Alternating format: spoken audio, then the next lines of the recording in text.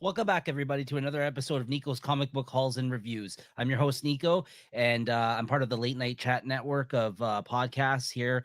We have our own YouTube channel here, so if this is your first time checking out one of our videos, make sure that you hit the subscribe button. If you like what you saw here today, hit that like button.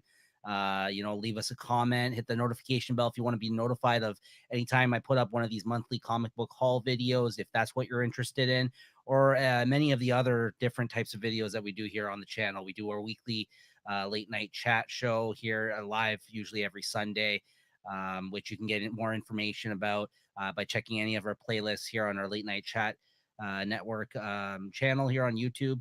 And you can also follow us on Instagram at Late Night Chat Network to be notified of like what shows are going up every other day. We try to have new content every day here for you guys. And we do movie reviews here on the channel. There's Kraken packs, these episodes where we open up different trading card packs. We play music battles sometimes, all kinds of different things here on the Late Night Chat Network. It kind of encapsulates all of our interests, all of the hosts here on the channel currently. So yeah, definitely check that stuff out. If any of those things interest you, or you have any comments on this video in particular, please let me know.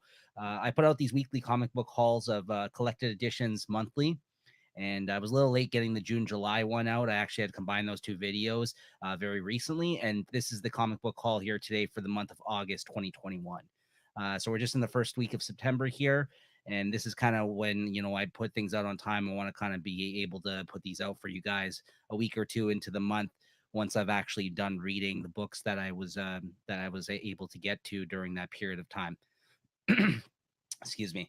So today I'm going to show you guys the haul of the collected edition comic books that I got throughout the month of August, and I'm also going to be talking and mentioning quickly some of my thoughts on the ones that I actually also read this month, or things that I previously have read that I ended up picking up the collected edition of, whether it be like a new deluxe edition or an omnibus format or what have you.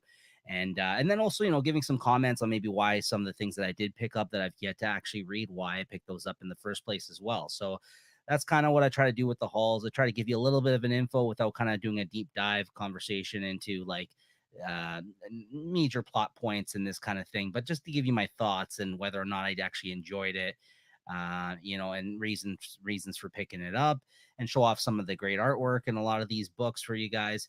So yeah, so that's kind of what I do here with Niko's comic book hauls and reviews. Thank you to everybody who's checked out these videos thus far.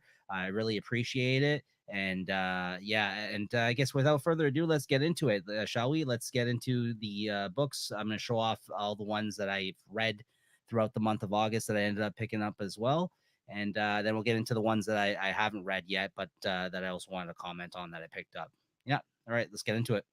All right. So first off, I'm going to show off some books that actually, at least one of them didn't come out this past month. I believe the sequel to it, War and Pax, did end up coming out this month. But these are the Maestro trade paperbacks that collect the two Peter David. I guess they 5 issues. Yeah, 5 issue miniseries that he's been coming out with this past year. The first one, Maestro Symphony and the Gamma Key, and then Maestro War and Pax. Now, these are absolutely wonderful. These are a lot of fun. If you're a fan of Peter David's Hulk, of course, he introduced the Maestro character um, in the Future Imperfect, I think, storyline that he did with George Perez. Which, if you've never read that, definitely check that out. I think that's only like a 2 issue kind of storyline that he did, but that was really great as well. Years and years ago, and this is kind of him picking up where he kind of left off, I guess, with the timeline of the Hulk. I guess seeing him become the Maestro in this one. This is like almost like a prequel of sorts, because in this first volume here, you actually kind of see how he kind of got into this place of being the Maestro in the future.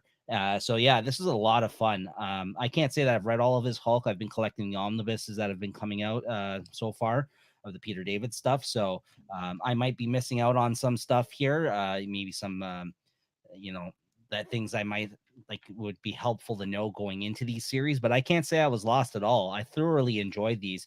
Now this one collects issues 1 to 5 of Maestro, and this is drawn by German Peralta, who's just great artist as well. I gotta say, um, it was really well written. Definitely, felt like an old school comic, and like with the twists and turns that were kind of, that they had, that Peter David had written into this storyline as well. He kind of always kind of kept you guessing, had a plot going throughout. That was very interesting, wonderful art, as I mentioned. Yeah, so I mean, like, if you're a fan of Peter David or of his Hulk stuff, I highly, highly recommend this. I think this is one of those between these two miniseries, and I believe there's going to be one more. This is just some great comics that's been currently coming out, and I don't know if a lot of people are talking about these.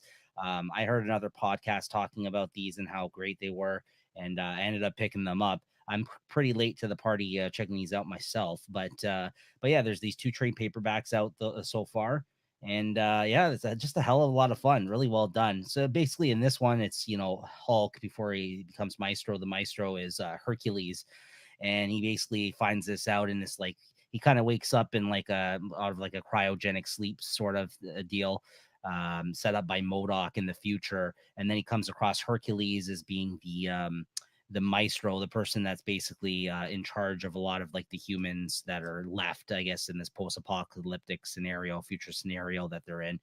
And yeah, he doesn't like that. He's the Hulk. He thinks he can do a better job. He thinks that he's much smarter and capable, obviously, than Hercules. And they throw down, and it kind of goes off the rails from there. So as I'm sure you can figure out, that's not going to end well, right?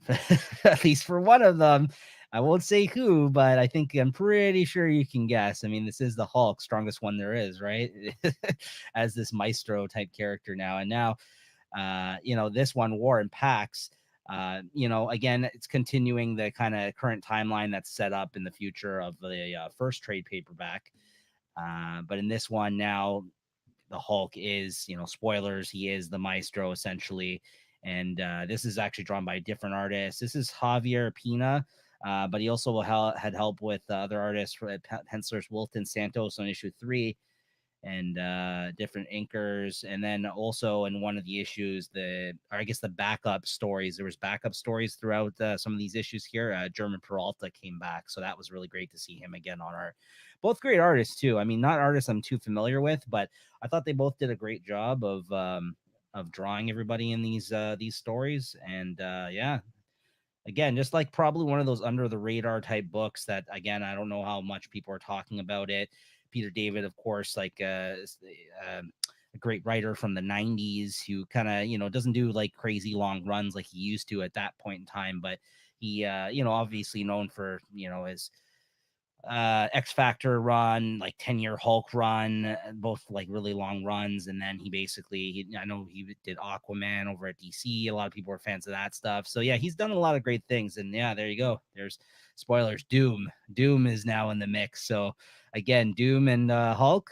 Yeah, that's going to be some good comics right there. So yeah, I highly, highly recommend these two. If you've never checked these out and you're like me, that was kind of a little late to the party and heard good things about this. I'm telling you, pick these up. These are a lot of fun. It's not going to kill you either. Not going to break the bank for these two trade paperbacks. And there's going to be a third one. It's going to be like a little trilogy of sorts, I'm thinking, when it's all said and done. The next one is called.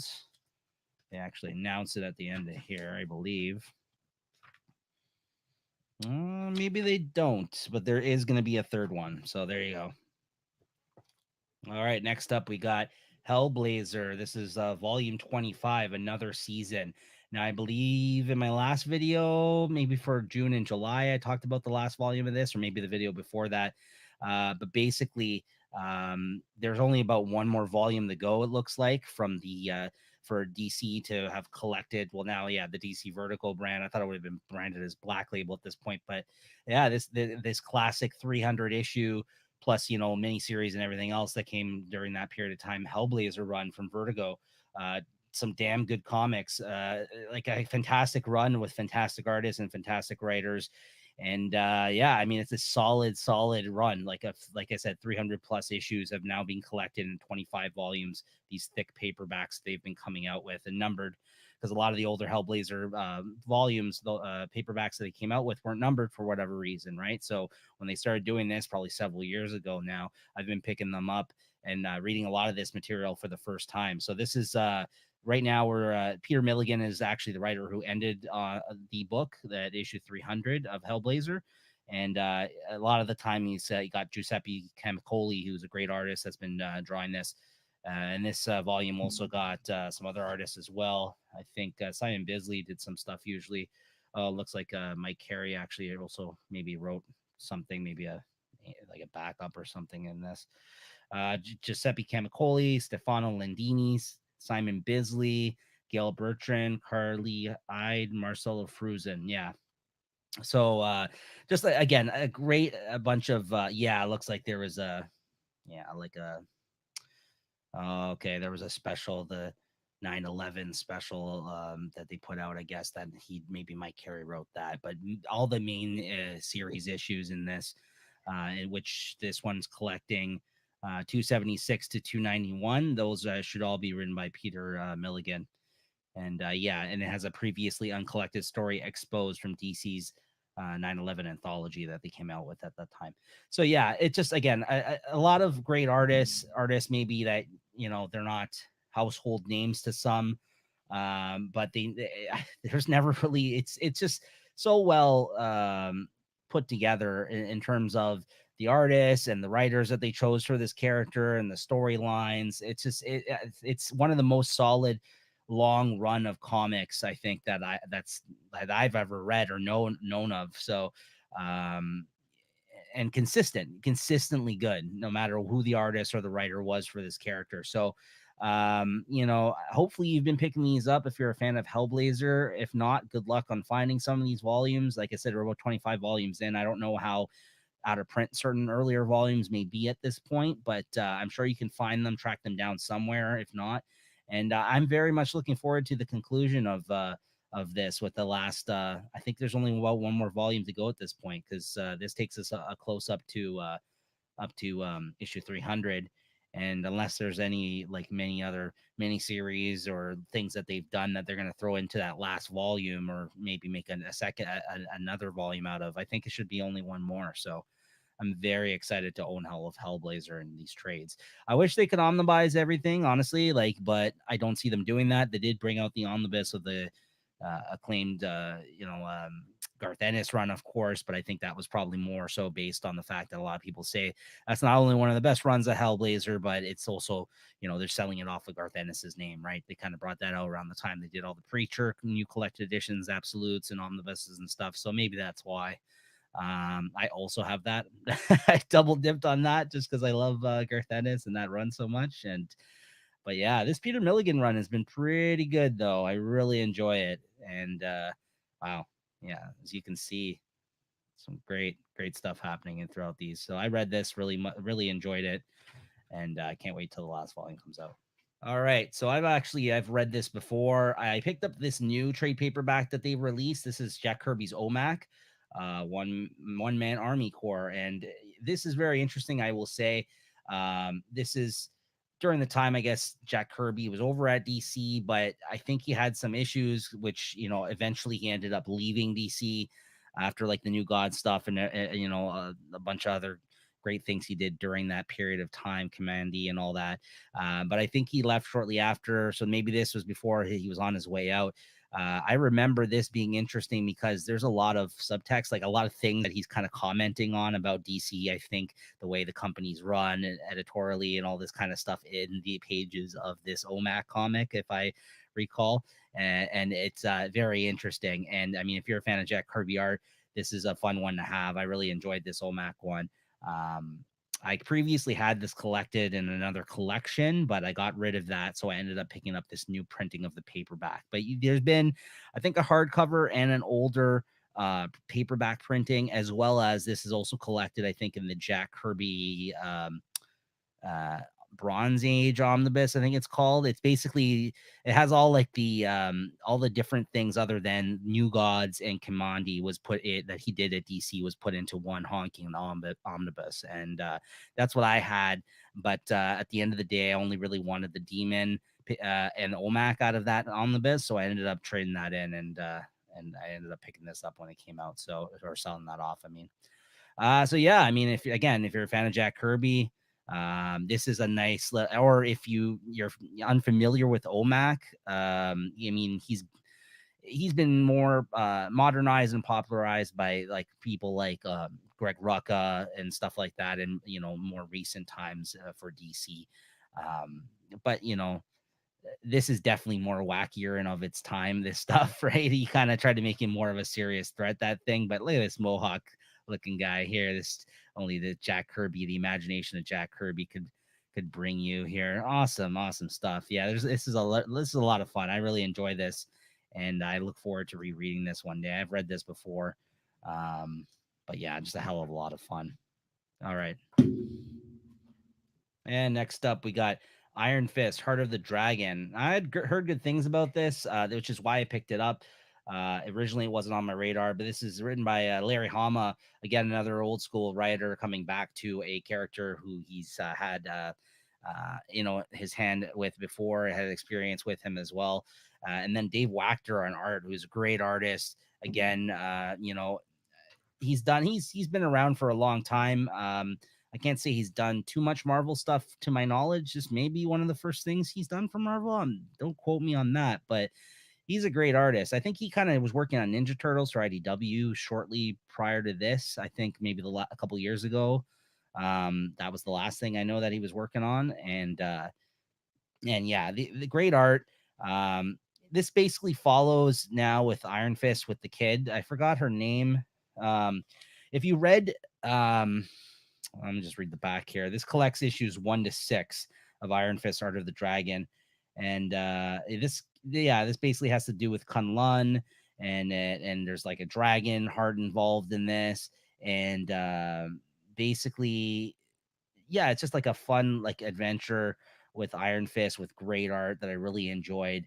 And yeah, Fu is in here, his Kunlun partner, Danny Rand, and man, I forgot the little girl's name. So basically, she is, I think, his daughter, or at least a girl that he takes care of.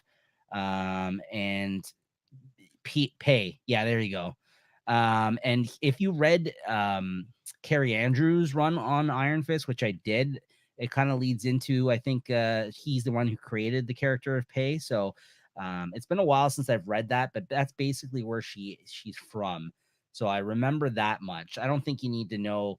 You could pick this up and have a lot of fun with this regardless, and understand everything that's going on. But you may be like, hey, who's this? But I think they kind of do a good job of explaining it, or at least leading stringing you along to where it's not like a vital part of the story where you'll be lost, right? So yeah, Taskmaster was in this. Yeah, again, a lot of fun. Just like if you're a fan of the character, I thought this was really well done.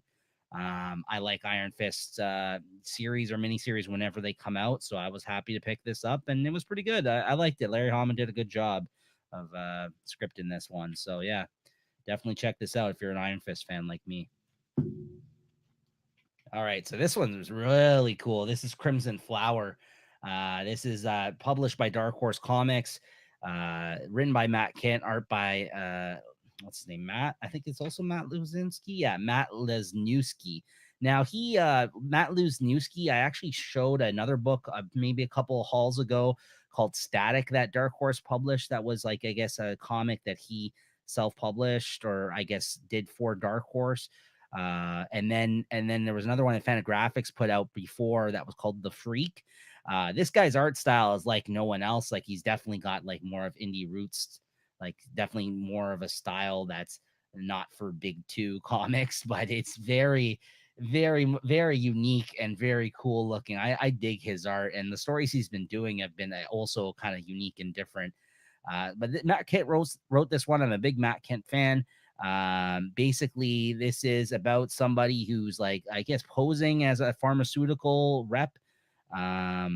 But meanwhile, she's like a trained killer. Like, spoilers, I guess, for that. But you learn more about her and her situation. It's basically a revenge story. The whole story is being told through her point of view, and basically she is tracking down and killing all these people because she wants to find out who her father's killer was.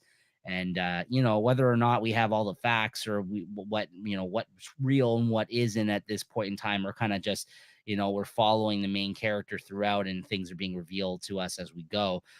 You would have to check this out for yourself. I don't want to spoil the rest of the things that we discover along the way, but it's just again, it's just like a bloody revenge story with great, interesting art, well written by Matt Kent, and I highly, highly recommend this. I really like this. I think this was a 4-issue miniseries that Dark Horse published, Crimson Flower, and the way they left it, they could definitely revisit this if they wanted to. I feel, but whether or not they will, I don't know. But I really enjoyed this. Look at that. I really enjoyed this, and yeah, I would highly recommend you check this out. Another book I think that maybe will go under a lot of people's radars, and because it's not a big two book, maybe because you're not familiar with the creators, but I think this deserves your attention. That's Crimson Flower, trade paperback from Dark Horse Comics. I think it collects the first 4 issues, yeah, 1 to 4, and it's like 19.99 US retail price for this trade. Okay, next up we got Birthright Volume 10 Epilogue. This is the end of Birthright, which must have started like 5-6 years ago or maybe more. It started around the time of the whole like Image boom, with Saga and everything else, all a bunch of different creators going over to Image, and they maybe made names for themselves at the big two, or started out there and since have then made themselves household names over at the big two. This is written by Joshua Williamson with art by Bresson. What's his name? Andre Bresson. So this is a fantasy story about basically this family. He loses one of his kids. Everyone thinks that he must have killed the kid, like the father. Basically, they're in the park one day. One of his kids wanders off. He has 2 young boys, and this is, I guess, the younger of the two. He wanders off and basically through the woods comes across some sort of passageway to another world, and goes in there, and the father loses him and never finds him, and then finds out way later on that this kid went and survived in this other fantasy world, and because time moves differently there, he actually ages into an adult by the time he comes back. I don't know if it's like a year or two later. He's lived this whole life now in this other world, and then he actually ends up coming back to Earth, and then it's a whole kind of battle between Earth and like the warriors from this other fantasy world that he's been living in this whole time. So yeah, this was a great, heartfelt, nice ending for this book and for these characters. I followed the journey. I used to read it in issues, but then I jumped ship just because it wasn't coming out like I think on a regular schedule at the time, or it was kind of, I felt it would read better in a chunk. Fantastic art throughout, the same artist throughout the whole series. So like this is, I think this was 50 issues all said and done. Yeah, this collects 46 to 50. So kudos to Joshua Williamson for actually putting out 50 issues, even for an Image series these days. That's rare. And with the same art team throughout. So good job, guys. Like honestly, this was a very satisfying run. If you did jump ship and maybe you thought it was slow at parts, I know some people that did with this one, but I gotta say, I thought he stuck the landing. I really enjoyed the ending of this. I really liked this book quite a bit. I don't think everything that Joshua Williamson is great. I've read a lot of the things he's done. I find a lot of the stuff I've read of his tends to be kind of middling for me. Like it's okay, it's not bad, it's not awful. Oh, look at that Ultra Mega kind of on the ad on the another Image book here on the building in this scene. That's really cool. I missed that the first time around. But this was really good. I wish they put out hardcovers of this series, but I don't think they're going to. This is one of those Skybound books, I believe. Yeah, and like other than Kirkman stuff, it's very rare that Skybound puts out hardcovers for its other stuff. So yeah, 10 trade paperbacks, 50 issues that collects the whole series. I've been reading it since day one, and I'm happy to say that they stuck the landing. I thought it was a very great ending, and it's definitely worth your time. Check it out if this sounds interesting to you. All right, next up we got Old Head by Kyle Starks. This is a weird one for sure, because Kyle Starks, who has a great sense of humor and has a lot of fun in his books. I'm just going to give you the premise of them back here. The madcap action horror story of the world's toughest former pro basketball player returning home with his daughter to learn about his destiny and his mother's mysterious past. While right next door, Dracula and his goons are on the eve of their bloodiest holiday. Well, there you have it. So it's an basketball player who was kind of more known as like somebody who can fight on and off the court. Definitely wasn't like a star basketball player like like a Michael Jordan of sorts. He was kind of more of a bruiser. Even though it's not like a major contact sport, he was known for kind of being very scrappy and kind of and being one of these guys that boxed and all this other kind of stuff. Now at this point, he's older, he's retired, he has a daughter, and he goes to like empty out and clean out I guess his mother's dead mother's house. And as the I think it's his mother's, right? Is his grandmother? Yeah, mother. And as it alluded to there in the back of the book, the premise, there's vampires next door. So he finds this out, and shit hits the fan kind of a little bit. They reveal themselves to be vampires. They come after his daughter and him. He has to fight the vampires, and yeah, it kind of goes from there. It was a lot of fun, lots of funny jokes, great funny cartooning, Kyle Stark's style that he does. If you've read anything else from Kyle Starks, you'll probably be a fan of this because I think tonally it's right up there with a lot of his other books that people love. Yeah, I mean, I enjoyed this. I don't think it was as good as maybe I wouldn't put this like you know as like in my top three Kyle Starks things that I've read. I mean, I've liked Assassination a lot by him, and Erica Henderson drew that one.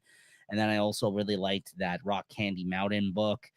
And there's another one that he wrote and drew that was really good too. I can't Sex Castle. That was a lot of fun. So like those ones I quite enjoy. And while I didn't think this was up to like as good as those ones were, I still had a lot of fun with it. And if you are a fan of what he does, I think you would enjoy this as well. So yeah, there you go. Old Head. All right, and then we got Blade of the Immortal Deluxe Edition, Volume 3 by Hiroki Samura. Dark Horse has been bringing out these wonderful, very good looking deluxe editions here. Um, they did the same for Berserk, and now they're doing it for Blade of the Immortal. And yeah, I'm reading these for the first time as they've come out. I actually ended up picking up the paperback omnibuses prior to them releasing these hardcovers, and I read the first volume, liked it so much. I ended up stop buying those releases when they announced this, and I just stuck. I've been sticking with these hardcover deluxe editions as they've been coming out. It's nice to have the art in a more oversized format, and these hardcovers are nice. I mean, they retail for about $50. If you can get them a little cheaper, even better. If you get some sort of discount, maybe at your LCS, or if you order online or what have you, find them used. It's a great deal. You get 3 volumes essentially of the manga on each one of these Blade of the Immortal hardcovers, and yeah, I'm really enjoying this story so far. It's my first time reading it. Some of you guys might be more familiar with this material and have already read it because it's a manga that's been around a long time. Dark Horse is now published, I guess, in multiple formats over the years, but this is my first time with it. I love the artwork. I love the action that's in this, and like the characters so far.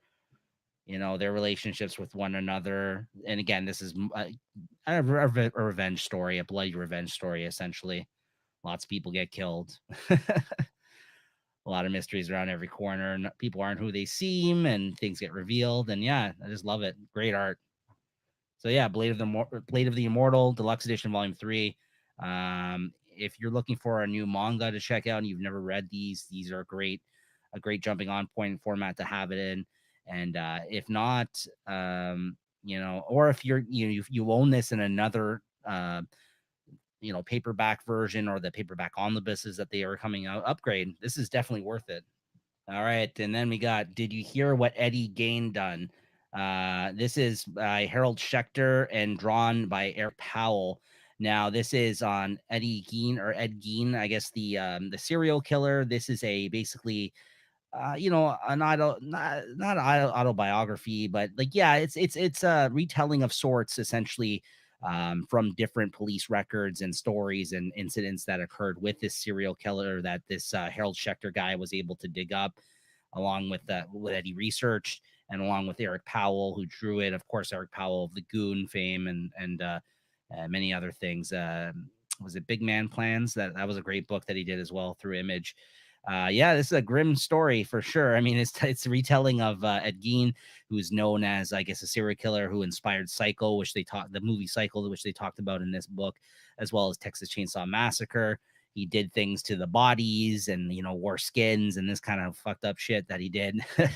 and and yeah, this was a great account of that incident, the incidents that occurred with this man. And yeah, if you're into serial killers or true crime or any of that stuff, this is a great book. I would highly suggest checking this out. We are actually going to be here on the Late Night Chat Network. We do a show about once a month with Leslie on the Late Night Chat show. She does a killer content corner where she kind of delves into serial killers and true crime stories and this kind of stuff. And I'm going to actually be coming on that an episode where we're going to be she's going to have read this by then. I've already read it, and we're going to be discussing this book along with JT and just other things about this serial killer that she's come up with and researched as well in preparation for that show. So that's going to be a lot of fun. I'm really looking forward to that. And please do check it out, or any of the other episodes that Leslie has been on. Usually the titles of those episodes are the serial killer discussed. So if you see that in the playlist of Late Night Chat, because like I said, she's only on about once a month and does that, definitely check those out. She does a great job researching all this true crime stuff and serial killers. And yeah, this is a great book. I highly suggest you check this out. But if you're not into that kind of content, I get it. Then maybe this isn't for you. The cartooning's great throughout. I mean, Eric Powell, if you've seen his stuff, he's a great fit for this book, and I think he did a great job. And the research that went into this and the angle and the things that they chose to focus on were all really great. So definitely check this out. Who publishes this? Albatross, which is Eric Powell's, I think, company. I think he's taken the Goon and all Hillbilly, another book that he does, all these things that he's done. I think this is his publisher now, Albatross, I believe, books. All right, so we're getting into a little bit of the manga that I've read this month now. We got Chainsaw Man Volume 6, Tatsuki Fujimoto. I don't really have too much to say on this. I think I talked about this in my last June-July haul as well. It's still good. Still good art. Still I'm enjoying the story. I can't wait till the next volume. I just, I don't really have too much to add at this time other than that. But I like how the story's progressing finally within this. And yeah, I'm really enjoying this. Chainsaw Man, very popular manga right now. I'm sure you've heard of it. And if not, you want to check this out. It's a shonen manga. I think there's an anime already out of it. So yeah, very popular right now. All right. And then we got Asadora. This is by Naoki Urasawa, my favorite manga artist / writer, probably. You know what? I didn't actually show you any of the art in Chainsaw Man. So if you do want to see that very quickly, I'll show you some of his art style. My apologies. Oh yeah, that's very cool. Look at that. Yeah, there was a lot of fighting that went down in this volume. A lot of cool action sequences. Things definitely came to a head in this. Yeah. So yeah, check that out. And Asadora, yeah, like I mentioned, Naoki Urasawa is my favorite manga artist, or my favorite creator. Essentially, this is, I guess, the current book that's being translated from him doing it in Japan, brought over here.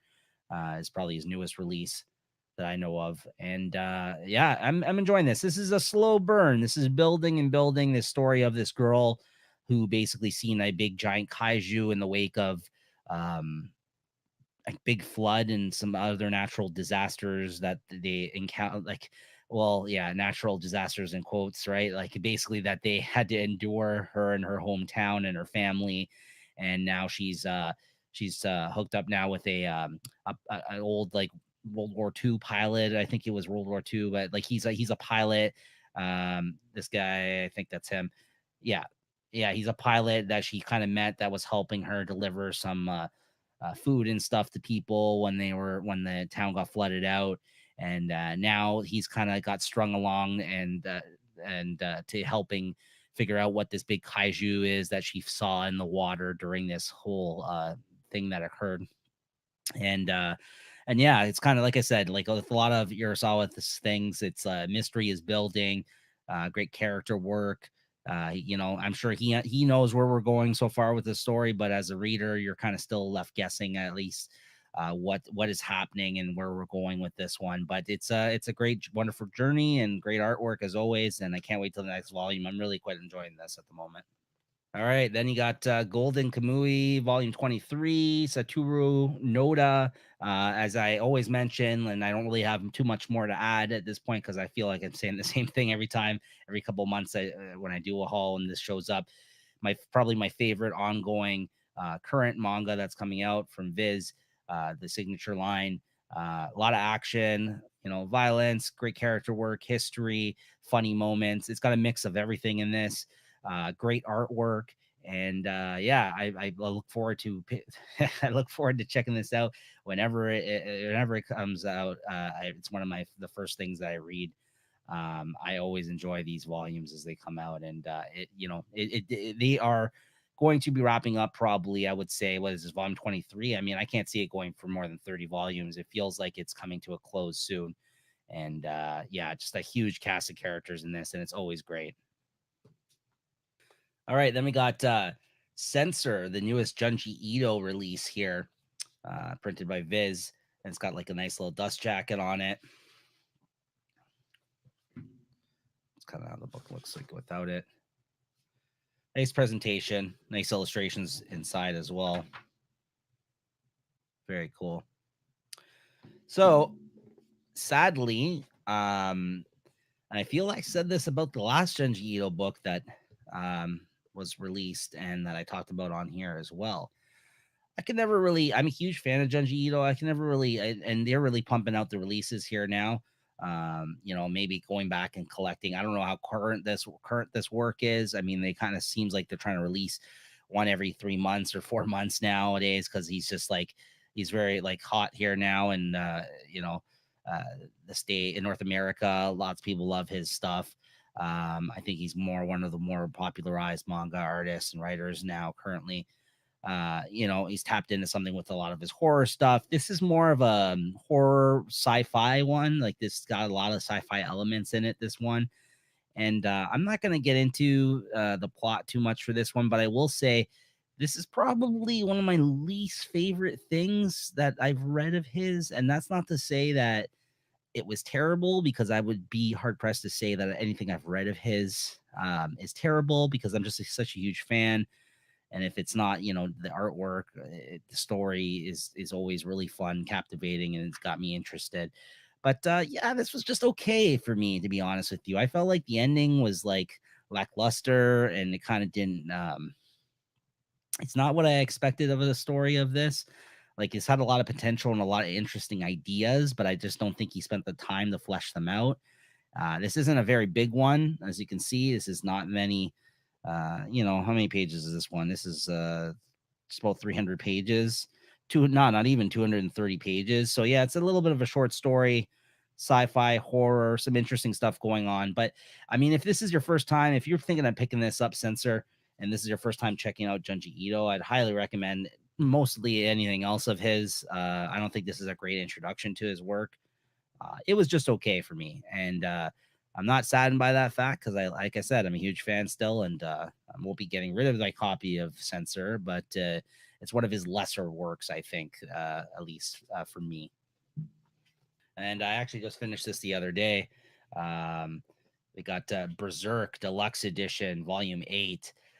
This is great as always. I love Berserk, and just like the Blade of the Immortal Deluxe Editions from Dark Horse, they've been re-releasing all of these in these deluxe editions, these beautiful looking hardcovers. And of course, this is by Kentaro Miura, who died not too long ago. And this is going to be left unfinished, although I thought I had heard, I don't know if it's his son or somebody, I guess, close to him, he had left the outline of what he wanted to do and how he wanted to end the story. So whether or not this is going to come back in some form and somebody else is going to pick up the work, which I'm not always a huge fan of, but I get why people may want an ending to this. At the same time, I guess time will tell. We'll see what happens with that. I mean, wow. But I mean, like, it's not going to be illustrations like this. This guy is just a great fucking artist. I mean, I love his art. I love them in this oversized format in these deluxe editions. I'm loving reading Berserk for the first time after hearing so many good things about it. I would say, which I think this is volumes 22 to 24 that were collected in this one. It actually also has a really cool. I didn't take it out because I have no need for this, but it has a poster in this, guys. So you might really enjoy that if you want to put a poster up. It has a pull-out poster in this volume. Um, yeah, it's got a couple different characters on here, so that's really cool. They haven't done that in the other volumes. I think it's 22 to 24. This one that it collects, yeah, 22 to 24. And I gotta say, like the second half of 22 and some 23 leading into 24, I felt yeah, it's not. It's probably I think the weakest point of the series so far that I've read up to this point because it was basically nonstop crazy shit that's been happening. And this one was, it's building, it's kind of linking things together and characters together that are now joining their travels. But I will say by volume 24, they're very much more so leaning heavily not so much into the dark horror kind of gothic aspect that you kind of elements, religion, and all this other kind of stuff that they've commented on prior to this, but more so heavily into the fantasy side of things, which has always been an element that's throughout Berserk that they've focused on. Even like with their whole medieval times type, like, shit that's going on in this as well. But very heavily, I think, into the fantasy. There's trolls, there's witches, there's magic. You've always had that elf that's followed him around, but like at this point in time, like we're seeing a lot of this stuff. Like it's very much so leaning heavily into the the fantasy by volume 24, and that's interesting. I think by the time it got around to more of that, they did kind of pick up on the Zod shows back up, as you can see, and Griffith. So they are picking back up, I think, with some of the storylines with these characters that we haven't seen in some time. They do make a reappearance in volume 22, and you're kind of following them throughout the last couple of volumes here and there as well. But there's definitely some down moments, some other people were being introduced that wasn't as exciting, that I feel that it slowed down a little bit the pace of the storytelling at times. Still good. Like I said, it's just one of those things. I think it's probably one of what's a couple of the volumes in this were maybe a little weaker than what I'm used to, but not to say that it was terrible. You have fantastic art throughout, great moments with these characters. And if you're in fantasy, this is definitely more fantasy based. And by the end of this deluxe edition, so yeah, Berserk Deluxe Edition, Volume 8. All right, then we got long-awaited library edition, Volume 2 of Low by Rick Remender, Greg Tocchini on art, and I think it's Dave McCaig on colors. Yes. I love these library editions from Image Comics. Remender, all the books he kind of does through Image Comics, he tends to come out with these oversized library edition volumes. And all the artists he works with are wonderful, so they're very deserving of this format. So I'm just going to show off some of the artwork here for you guys. This is actually one of the books I was reading in issues of by Rick Remender that I actually switched over to trade for. And then quickly I realized, of course, they're going to come out with a library edition of these. So I ended up stopping reading in trade. So I've basically like triple dipped on this story at this point in time. But yeah, well worth it. If you've never read this, I believe they just came out with the reprint, or they're going to be coming out with a reprint of volume 1 of the actually, no, sorry, they did come out with a reprint, but apparently Rick Remender said on social media they might already be also sold out or on their way to being sold out, and they might push out maybe one more kind of run prints of volume 1 of these library editions. So very popular, this format. I'm glad for him, and I'm glad that he keeps doing these formats with for a collector of collected editions of like me, with the fantastic artists he works with. It's well worth it. And so this was the first time I actually read and completed this story, because I ended up I think this goes up to issue 26, and that was the whole series. I ended up probably reading up to issue 15 of the first 3 trade paperback volumes, as well as in issues. This is basically the second half. This is issues 16 to 26, I believe, that were collected in this hardcover, and I enjoyed it. I mean, for Rick Remender, a lot of his stories don't have a lot of hope for a lot of the characters at times. It definitely gets grim, delves into the psyche of a lot of these characters. This is always like a book where he was trying to show you that you have to the optimistic characters in this, in the face of doom, like of their world not surviving and all of these people not surviving in this underwater kind of future that they live in at this point in time. They were always looking for the light at the end of the tunnel and trying to stay positive as a family, and throughout all the craziness that happens to these characters throughout the book. And I think that is definitely a theme that he was kind of leaning on at the same time throughout, is that is the optimism of the characters and of the kind of situation that they're in. And I actually thought the ending was really great in that regard. I thought, oh, some nudie scenes. It ended well.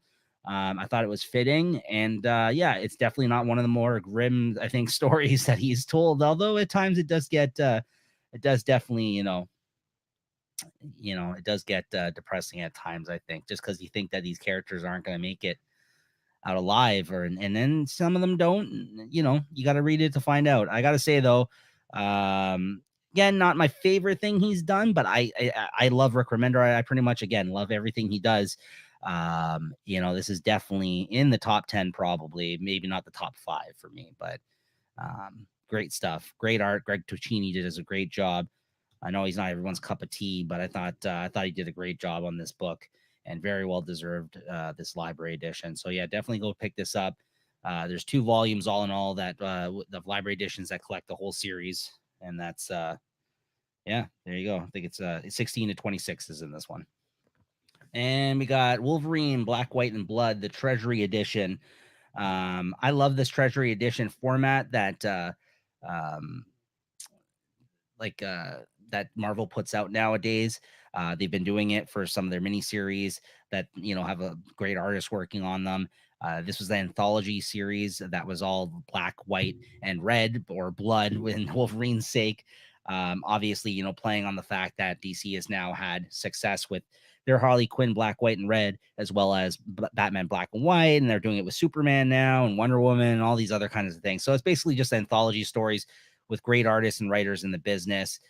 For me, having it in this oversized format, I wanted to have it collected this way because after reading in issues, I had to double dip, because once they announced a Treasury Edition format for this, there was a lot of great artists in here and actually a lot of really great stories for an anthology. I thought this was a pretty well-rounded group of talent here, creative talent.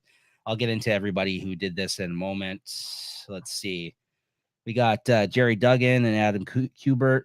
Then you got Vita Ayala and Greg Land. Then you got Sean Ridley, George Fornes, Kelly Thompson, Kerry Randolph, Donnie Cates and Chris Bocciolo, Ed Brisson, Leonard Kirk, Jed McKay, Jesus Saiz, Stephen D. Knight, Paulo Siqueira, Matthew Rosenberg, Joshua Cassera, Declan Shalvey wrote and drew one, Chris Claremont, Salvador LaRocca, Saladin Ahmed, Kev Walker. So yeah, you got some great creators involved in this. If you're a fan of Wolverine, I would also, whoa, that looks awesome. See, like, this is why these Treasury editions are really cool. It's got like I don't know if it's like plexi something, or else the way that it's like a bendable kind of plastic coated cover that these Treasury editions are are formatted as. And like, it's bigger than an omnibus. It's more of like the size of like a library edition. So these Treasury editions, again, for the artwork and for stories like this, definitely deserving of it. Yeah.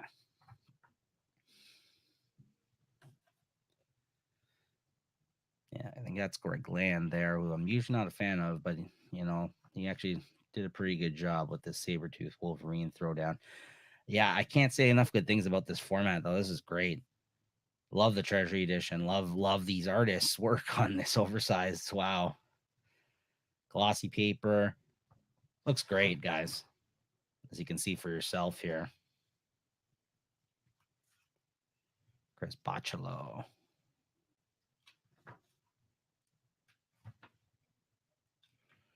Only thing with him is sometimes you can't tell what the fuck's going on. I find you're like looking at a panel. You're like, I don't know what's happening here, but he's so good.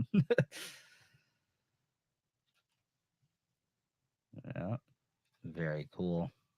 This is Kerry Randolph, I believe. It's great artist.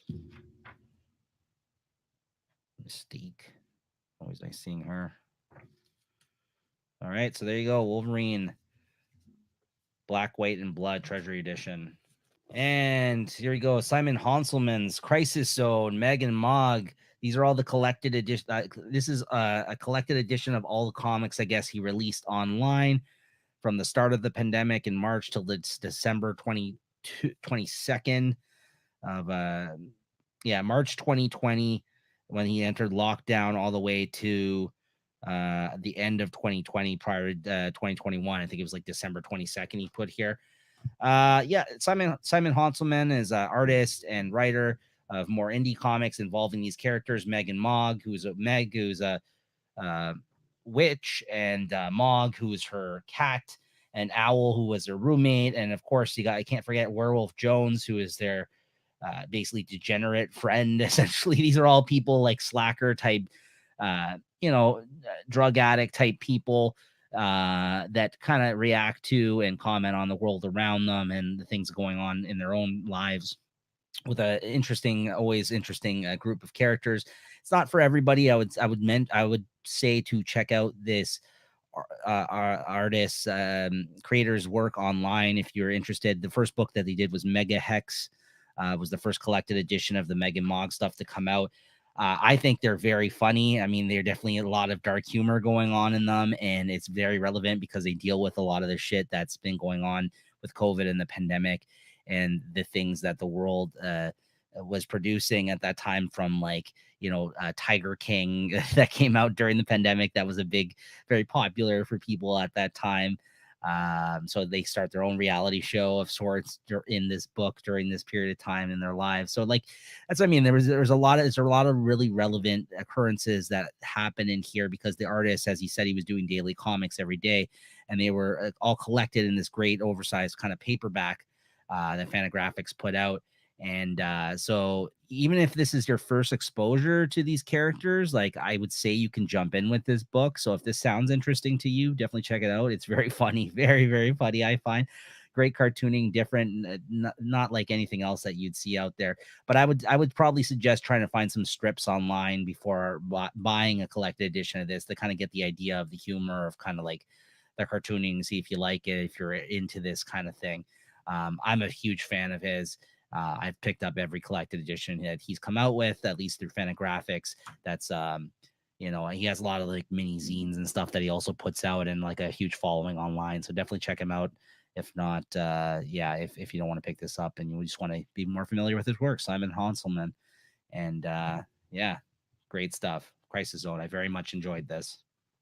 All right, and last but not least, of the things that I've read that I've picked up throughout the month of August, this is the Justice League, the New 52 Omnibus Volume 1. I don't know if this came out in August or if it came out the month before, but I actually just picked it up myself during this month. So this isn't, I don't think, a new release in August. Written by Jeff Johns, the New 52 Justice League run. A lot of the art in the first at least 12 issues of this by Jim Lee, Scott Williams inking, of course, and then you got Gary Frank doing the Shazam backup that was collected in this omnibus, and Ivan Reese. I don't know how to say it. And so the omnibus collects. Let's see here, Aquaman 14 to 16, because they had a crossover. Constantine number 5, Justice League 0 to 23, Justice League of America 1 to 7, Justice League Dark 22 to 23, because all those Justice League books crossed over at this time as well. I think it was the Trinity War and the Throne of Atlantis, I think, was the Aquaman thing. And the New 52 Free Comic Book Day Special Edition. Trinity of Sin, yeah, that one. Pandora 1 to 3, Trinity of Sin, the Phantom Stranger 11. Yeah, so there you go. So that's everything that's collected in this omnibus. I will say this, the big caveat with this, though. The material in this omnibus is not all great. Like the first little origin arc that's been collected in so many different formats that Jim Lee drew and Jeff Johns, like, it's very basic. Feels like phoned in a lot of the shit. I'm being honest with you guys, because I don't want you to go run out and maybe possibly pick this up with my highest recommendation, because the main reason why I picked up this omnibus is that the second omnibus of material that comes out for the New 52 Justice League stuff by Jeff Johns is like with the Dark Side War and like Forever Evil. That stuff is way, way better than the first half of the stuff that came out in the New 52 Justice League. This stuff is just okay. A lot of this, like, but when you get to the end of this omnibus, I think with some of the at least with the Aquaman stuff and maybe some of the other crossovers and stuff, there's some decent things. But I just felt like the first half of this omnibus, at least of the Justice League issues, were just like whatever to me at that time. Mind you, I haven't read it since then, but I felt like I just felt it was just very basic. And this was at the time with New 52, they were trying to make this as a reintroduction or first introduction to these characters of sorts. So it just felt weird that Jeff Johns was doing that. Like, I get why he would do it, but like he just has so much history with a lot of the DC characters for him to do like this kind of, like entry level kind of approach to it with Jim Lee on art. It didn't feel as special or go places that I wish it kind of did. And, for a Justice League title.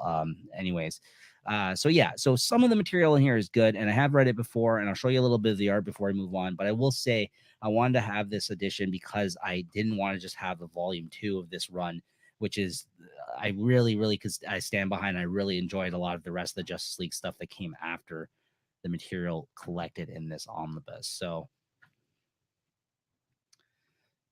yeah, so there you go. This is Jim Lee still, I think. Yeah.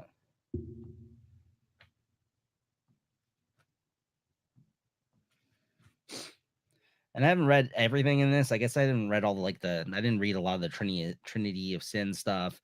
I didn't read the Justice League of America issues that Jeff Johns, I guess, started out with, all of it. I've read just pretty much the Justice League stuff in this omnibus, so a little bit of cheating a little bit with you guys here saying that I've read all of this, but I don't know if I'll revisit this anytime soon. I did want it on my shelf though. I do think it's a good era, and I do like the second half of the run. So there you go. I'm a little crazy, guys. I don't want to stand by and say Throne of Atlantis, yeah, that this is like the best Justice League run ever. It's because it's not. It's not Jeff Johns' best thing he's ever done either, and yeah, far from it. And but there's a lot of great things in that second half, the second omnibus, if that ever comes out, of whatever's collected in there. The Shazam stuff with Gary Frank, I actually didn't mind. I don't know if many people loved it, his take on that, but I like that. That's also in here. So there's some good stuff in here. Yeah, this is the David Finch. I think he drew this, the Justice League of America stuff. Hawkman was on the team. Yeah, yeah. Which is I didn't like. I love the David Finch, I think, art on during this period of time. So yeah, everyone's gritting their teeth. Yeah, so there you go, guys.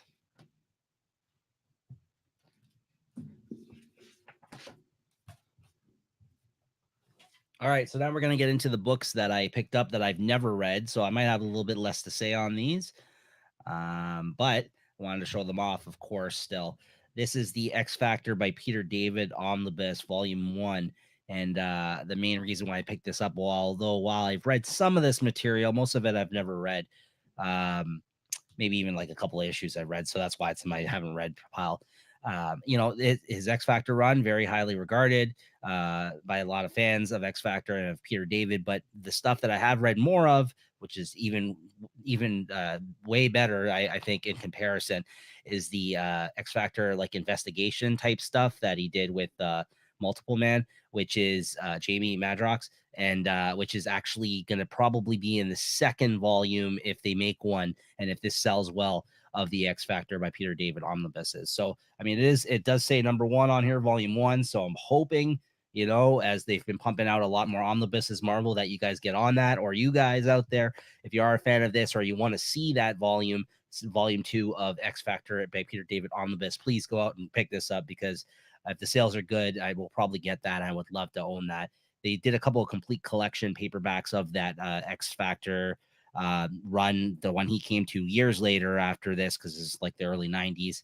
And that's such a great run that I really look forward to revisiting and reading most of it for the first time. So I hope that comes out, and that's kind of my incentive of picking up this omnibus. So so this one collects X Factor 55, 70 to 92, X Factor Annual 7 to 8, Incredible Hulk 390 to 392, X Factor Annual 5 to 6, and New Mutants Annual 6. So yeah, a lot of, I've heard really great things about this earlier run of his as well, but he wasn't on the book as long as, like, I'm sure he would have wanted to. I think there was a lot of issues with editorial at the time, not really letting him do what he wanted to do. I think it was major X crossover time at that period in time. So he kind of got dragged down by a lot of the X-Men crossover stuff that was happening, from what I've heard. And I think it's just a much more focused run and better take on the characters and his ideas in the second run when he returns to X Factor years later. So Some good artists in this, though, I would say. Larry Stroman. Who else is here? Kirk Jarvin. I'm not familiar with him. Dale Keown, Joe Casada. I'm just gonna point out some ones I really enjoy. Jay Lee. There's some great Jay Lee issues in here that I've seen the art from those at least. Tom Rainey, Derek Robertson, Joe Madera. Wow, these are a lot of people that at this time they kind of went on to, I think, have bigger and better careers. Their styles probably don't look like what they kind of turned out to be years later, I'm sure, because this is the early 90s, right? Or late 80s. Yeah, 91. Okay. So, yeah, so there you have it. I'm really looking forward to checking this out, but make that volume 2, Marvel. I really want that volume 2 of the Peter David, the X Factor investigation stuff. So yeah, here's hoping. All right, and then we got the Death of Captain America omnibus. Yes, believe it or not, this is an omnibus. It's the thinnest omnibus ever. I don't think it's the thinnest, but it's definitely up there. But it's the next omnibus of that they've reprinted of the Captain America Ed Brubaker stuff. So I had to own this. It was $75 retail US though, which so they're not it's not $125 or $150 omnibus like some of the other ones, but because of the size, though. It's Ed Brubaker, Steve Epting, Mike Perkins, The Death of Captain America. This collects 25 to 42 after the Winter Soldier, I guess. It was the first omnibus, I believe. And so I haven't read anything past issue 25. I haven't read. So this is going to be the first time of me checking out the rest of the Ed Brubaker Captain America run. Can't wait. Love Ed Brubaker, one of my favorite writers. And I've heard so many great things about this. There's 5 omnibuses that collect his whole run that have all been out of print for a while. They reprinted the first one. They've now reprinted this second one. And the third one, I believe, has been solicited, or it's going to be coming out in the future. So we're almost there. Just 2 more, and hopefully they reprint them in 2022. The latter half, because I think the first one's coming out early 2022. So I can't wait. Death of Captain America on the best Ed Brubaker. Can't wait to check that out. And it would help if I showed you some art, I'm sure. Instead of just hemming and hawing about me wanting to read these. I'm sure some of you guys have.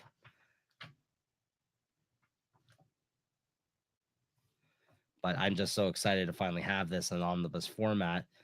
And I've been holding off because I didn't feel that there was a great way that the rest of the series was collected, other than like paperbacks and hardcovers, like standard size hardcovers, for a run that was this well regarded, right? So, so I can't wait to check this out. Very much looking forward to it.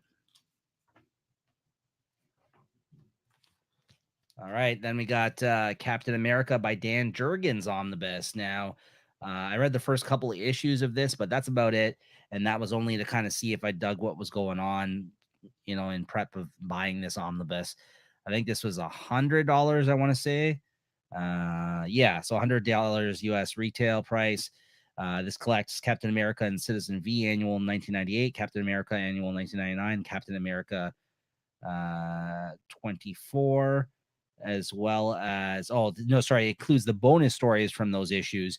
But the main run that Dan Jurgens worked on here that's collected is issues 25 to 50 and Captain America annual 2000 to 2001, and material from Captain America the Legend. So yeah, I've heard good things about this run, or at least mixed things. Hubert, this is the run that comes after Mark Waid's run. So I recently read Mark Waid's omnibus of his Captain America run and quite enjoyed it. And I actually have grown to really love the art of Andy Kubert during this period of time. And he continues with Dan Jurgens for some of this omnibus, although, as you can tell, Dan Jurgens also drew some, Brent Anderson, Jerry Ordway, Dave Ross, like a lot, Ron Friends, Mark Bagley. It looks like there's a lot of art teams in here. So it's not all Andy Kubert and Dan Jurgens, but he does draw, I think, the first, probably at least I'm hoping, and then you got Joe Kubert, his father, who inked some of his work on some of these issues, and he went to the prehistoric land, it looks like, and probably the Savage Land, I'm guessing, if I had to take a guess, although I've never read this.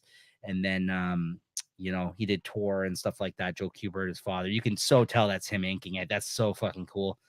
Yeah, Nick Fury's in this. Cap. This is.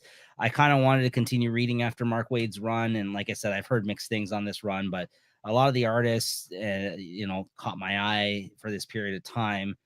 Even though it's the '90s, I think there was some good stuff going on. And so yeah, Dan Jurgens by Captain America. I'm looking forward to checking this out. Hopefully, I like it. And yeah.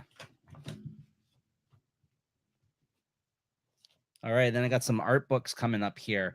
I haven't taken the time to go through all of these yet. Obviously, you can't read them other than maybe some of the notes that are kind of accompanying the art in these, explaining what you're kind of looking at. Actually, there's a lot of text in this volume that I spotted. So this is published by Fantagraphics.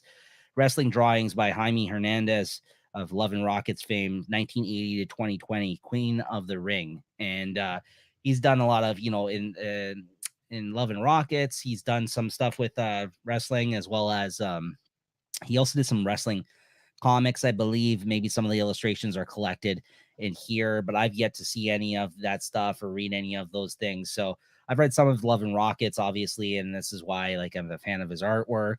So I picked this up. And if you're a fan of Love and Rockets or Jaime Hernandez or women wrestlers, great illustrations, someone who does it, does a great job. Definitely pick this book up. It's a nice hardcover. I'm happy to own this and have this in my collection. Yeah, see, it definitely has some text kind of explaining his history with seeing wrestlers as he was young and depicting that, a lot of what he saw in the artwork here. Very cool. So yeah, I look forward to checking this out.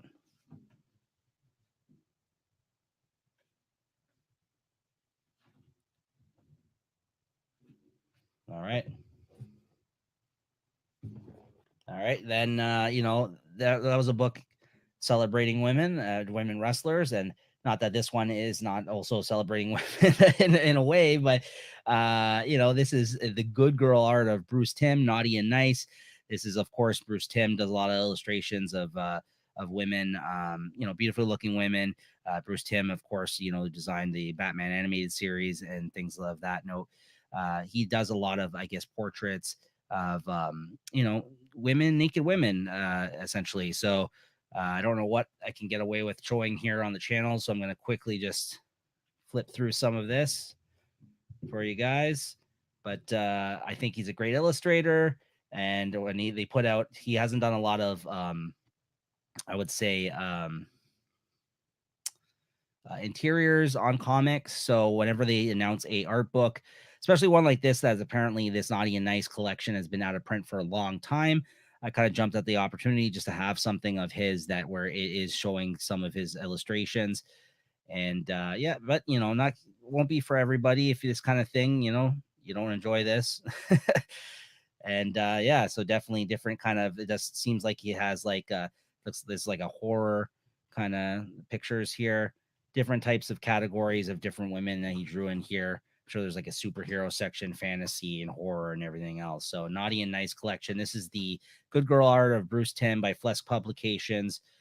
Yeah, see, Swords and Sirens, Dream Girls. Yeah. And this is the paperback version, because I think the out of print version of this is a hardcover, and they recollected it in this oversized paperback. And then another artist who still does interiors, but not as much as I would like to see from him. Frank Cho, another artist that's really into drawing beautiful women, and also into drawing naked ones as well. So again, I'll flip through this quickly, show you some of the illustrations. This is I think pencil and ink drawings of his. Yeah, pencil and ink.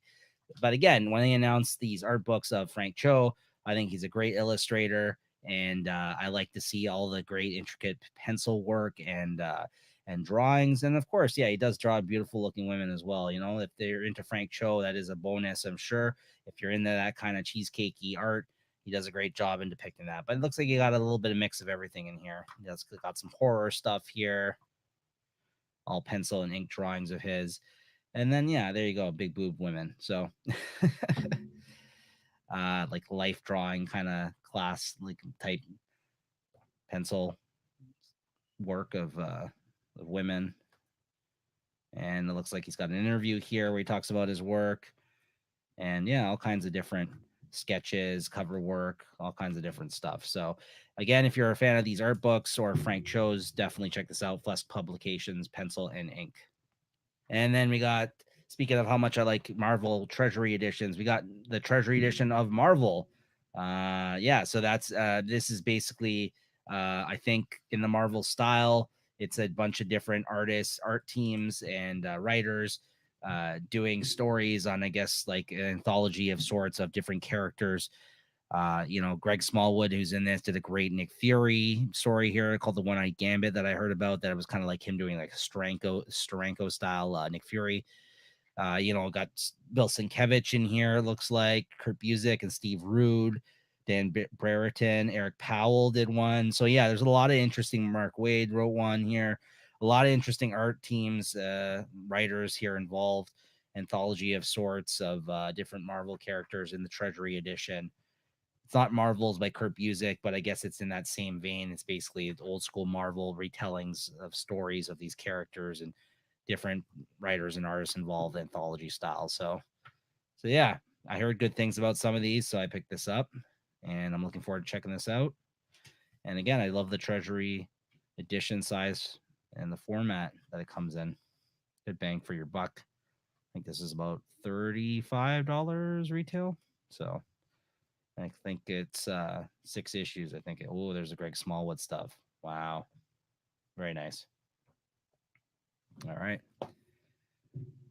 and $30 retail. Yeah, 1 to 6.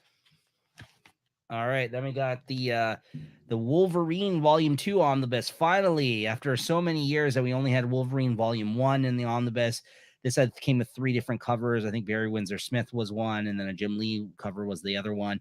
I, of course, went with the John Byrne one because I actually picked up this issue back in the day when I was younger of the John Byrne Wolverine on, I think it was issue 18, something like that, I want to say. So if not, don't quote me on that issue, but I remember this cover. I had this issue when I was younger, so this one stuck out to me when they chose this as one of the options. So this Wolverine Omnibus Volume 2, they reprinted number 1 finally, and then I guess it sold well enough for them to come out with Volume 2. And this collects Wolverine 11 to 30, Havoc and Wolverine Meltdown 1 to 4, Wolverine Nick Fury The Scorpio Connection, Wolverine The Jungle Adventure, Wolverine Bloodlust, and material from Marvel Comics Presents 38 to 71. Written by a gang of writers here, Peter David and who else?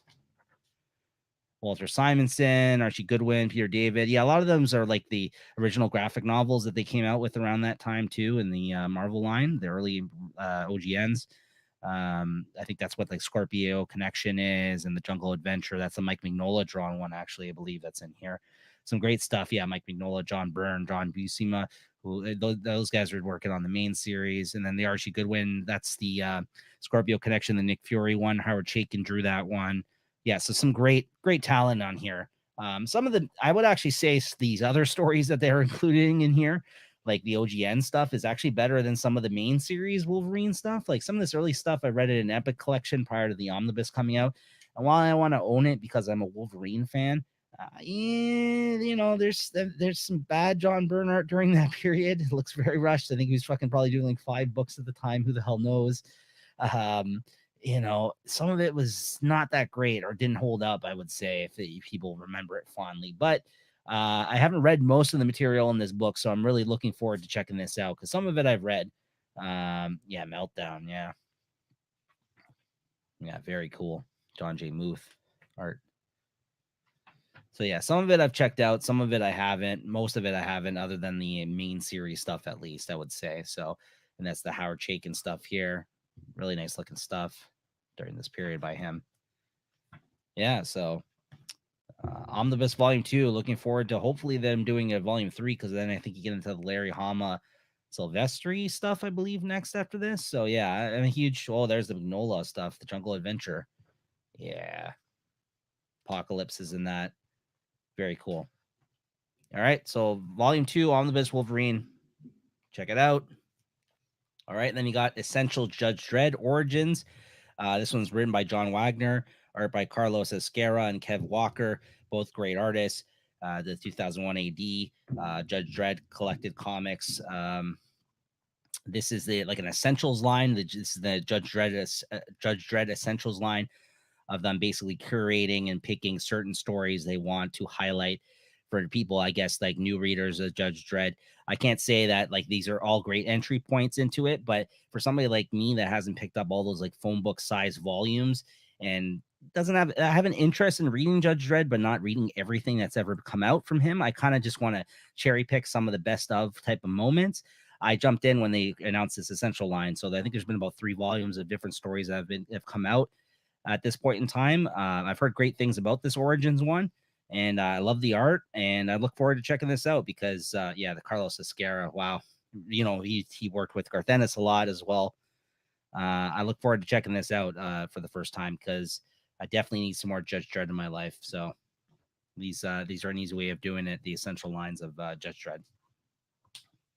And this release, I'm very, very happy to finally own.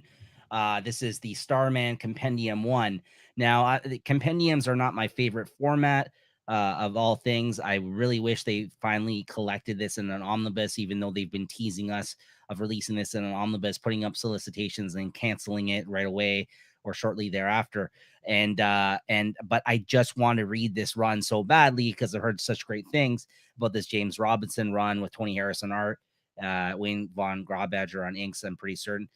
This Starman run, I mean, I've heard great things about it. And DC, they came out with omnibus hardcovers that were not omnibus size, 6 volumes total back in the day. Probably, I don't know, they're old now, probably in the 2000s, they've been out of print forever, and they're called omnibuses, but they're standard size hardcovers. But they collected the whole series that way, minus the Shade mini series, I believe. And yeah, so now the fact that they're finally putting this out in a different format, and hopefully they commit to printing the second compendium that will, I guess, collect the rest of the Starman run. I'm just looking forward to reading it. I mean, there's been many times where it's been rumored they were going to do it in an omnibus format. That didn't happen. So I've been holding out. I can't find the hardcovers of the original omnibus standard size hardcovers to have read it very out of print. So, I'm just jumping in with this compendium and I'm going to read it this way. I don't give a shit anymore. So there you have it, guys. I mean, DC, I know a lot of people love this run. Maybe I'm going to read it and not really love it. Who knows, right? I may be like, well, that was a long time coming and maybe this is not for me, right? But I very much look forward to checking this out for the first time in this format. At least they gave us something, right? So that's compendium number 1. And this collects, let's see here, 0 to 42 of Starman, annual 1 to 2, Starman 80 page giant number 1, Starman Secret Files and Origins number 1, The Power of Shazam 35 to 36, stories from Showcase 95 number 12, and Showcase 96 4 to 5, and the Shade 1 to 4, which I guess is the first miniseries because he had another one, I think, years later after Starman, the series completed. I think that was a 12 issues, 8 or 12 issues. Here's the other one. So there you go, Starman Compendium 1. All right, and finally, some epic collection action here for you guys. This is Captain America, the Captain, another volume in the Mark Grunwald run on Captain America, previously collected another paperback, I believe, by the same name, but finally now it's in the epic collection format. Volume 14 in the line of Captain America, and it collects 333 to 350 and Iron Man 228. Very much looking forward to checking this out finally when all the Grunwald stuff is collected. And then we got Kabuki. This is Kabuki Volume 4. These were previously collected in oversized hardcovers. I didn't pick them up in that format, but they've been coming out with these thick paperbacks, basically collecting all of David Mack's Kabuki series. There might be about 1 more volume to go, 1 or 2, I believe. And I really like the first volume, and I've been picking up the subsequent volumes that have been coming out afterwards. David Mack, of course, great artist. This is creator-owned thing that he did back in the day. Very indie looking black and white art, very experimental. A lot of the art styles that he's done in it, a lot of it has been painted as well. So anyways, looking forward to checking this out. Printed by Dark Horse Comics. Very nice. And then you got Fantastic Four. This Epic Collections Volume 7 in the Fantastic Four line. It has issues 105 to 125. This ends the Lee Kirby era on Fantastic Four. And John Buscema, I guess, drew some of the issues along with Stan Lee after Kirby left, and then shortly after this, then Stan Lee left, and I think Buscema stayed on the book. But I might not be reading past this because I mostly just wanted to have this as the end cap of the Lee Kirby stuff. And after the Lee Kirby stuff, I've heard there's some good stuff still here and there, but obviously not on the level of the Lee Kirby stuff. So I just had to kind of get the end cap to their run with this 7th Epic collection. So yeah, Epic Collection, Finesse 4, Battle of the Behemoths. And then we got The Last God, book 1. This is a book that I've heard a lot of great things about. Fantasy, very big fantasy story. It's got a map as soon as you open up the book, of course, and there's like a map dust cover that unfolds. This is by Philip Kennedy Johnson, art by Riccardo De Federici. I've heard great things about this story, but this is definitely one that's going to probably take a lot of time to go through because it seems like it's chock full of history and world building and everything else. In a work like this that I've heard such great things about. This definitely seems like Philip Kennedy Johnson did a great job, creating this world. So I want to take my time with checking this out, but I have heard great things about it. The art looks great. It is a standard size hardcover. It is an oversized, unfortunately. It is a DC Black label, but they didn't choose to do it in that oversized format like some of their stuff.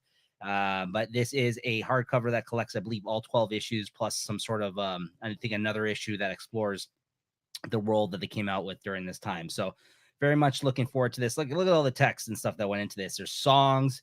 Yeah, this is very involved, but I heard that it's a very great fantasy story, and The Last God, very much looking forward to this. And last but not least, Full Metal Alchemist, Full Metal Edition. These hardcovers that Viz Media is putting out that collect roughly, I think, about a volume and a half of the other manga released paperbacks that they came out with previously for Full Metal Alchemist. But the presentations on these hardcovers are quite nice. I've read about several volumes of these, but kind of dropped the ball as they've continued coming out. I've continued picking them up. But there's many fans of the anime as well as the manga, and the manga is great, at least from what I've read so far. And I can't wait to kind of go back and get back into this. I think there's probably only like maybe 3-4 more volumes left of these hardcovers, if I'm not mistaken.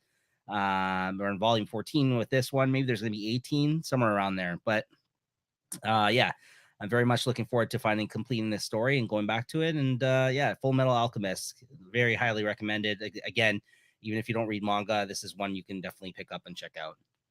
All right, everybody, that's going to do it for today. And this was the monthly comic book haul of collected editions that I picked up throughout the month of August 2021. I want to thank you if you've stuck through this whole video. It was a little bit of a lengthy one this time around. I think I had a lot to say going into this, and there was a lot that I ended up picking up this month. This is a very heavy month for collected edition releases for me. Not all months are going to be like that. Although I do usually pick up a good amount anyways, but some months more than others, just everything seems to be released at that time. Right. So this was fun to go through all these and talk about these books with you guys. Please let me know what you thought in the comments below. If you like what you saw here today, please give me a thumbs up. Tell a friend who may be in the comics to check me out. Let me know if you want to see more comic related shows from me. I mean, I'm currently just doing these monthly comic book hauls and reviews here on the Late Night Chat Network. Of course, there's all kinds of different shows that we do here on our YouTube channel. So check out some of the other things, if other things pique your interest other than comic books. But yeah, I may be looking into doing more of these kind of things in the future. But for now, you can look forward to these monthly comic book hauls coming out, a couple weeks after the month wraps up. So look forward to more of these. Hit that notification bell if you want to be notified of that. And thanks again for watching. Let me know what you thought. I really enjoyed doing these. I like showing off the books. I like talking about them. And let me know if you have any other recommendations in the comments there. Maybe that's something that I missed out on picking up. Not that I need any more things. As you can see, books all over the place. So I really appreciate everyone check this out so far. And thanks for tuning in. And we'll see you guys next time. Later, guys.